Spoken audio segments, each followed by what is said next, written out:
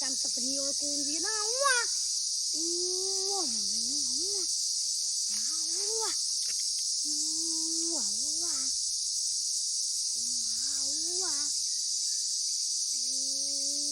quá,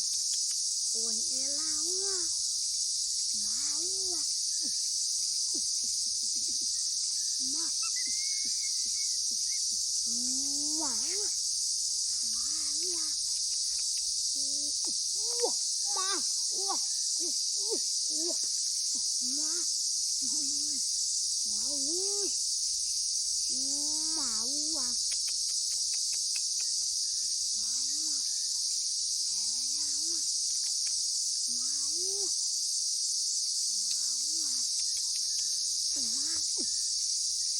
tôi viết quá, bà này quá,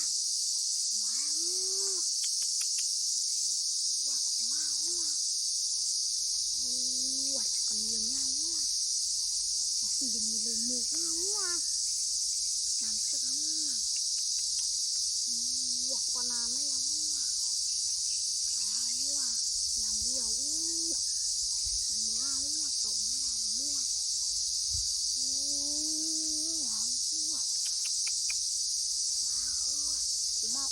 Làm việc này rồi bút hao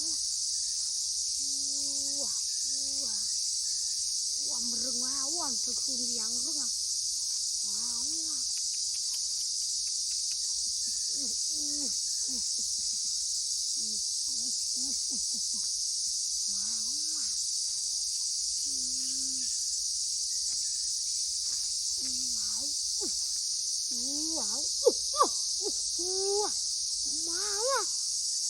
cầm tay kia đâu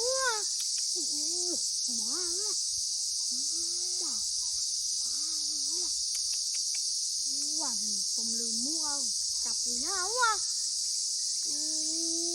một thùng bà này tiệt nhìn ấy đâu mì bị hầu về thằng phải một cùn bà này đớm